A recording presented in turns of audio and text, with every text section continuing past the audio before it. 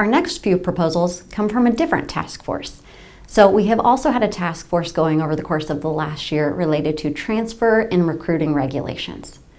So the first proposal coming out of the Transfer and Recruiting Task Force relates to an NAIA coach or administrator's ability to actually reach out and initiate contact with a prospective student athlete.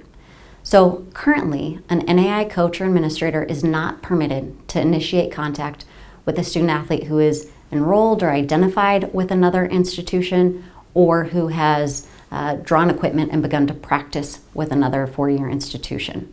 So under this proposal, the task force is recommending that we would actually limit those restrictions. So instead we would say an NAIA coach is not permitted to initiate contact with an NAIA student athlete. But if we're talking about a student athlete who is enrolled or practicing with a non-NAIA four-year institution, that would no longer be restricted.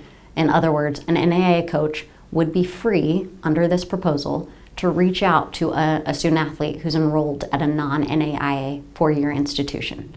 This proposal does not adjust the way we currently think about two-year institutions and the existing restrictions around student athletes who are enrolled or practicing at a two-year institution.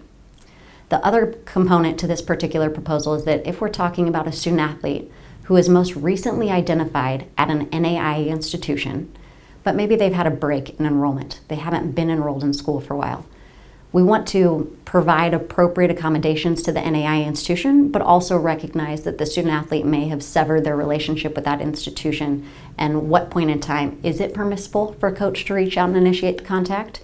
So the way the language in the proposal reads says that an NAIA coach cannot initiate contact with a student athlete who is most recently enrolled at another NAIA institution unless a full year, 12 months, has passed and that student athlete has not been enrolled in an NAIA institution at that time and has not engaged in practice with an NAIA institution at that time. If those criteria are met, then an NAIA coach could initiate contact with that former NAIA student athlete.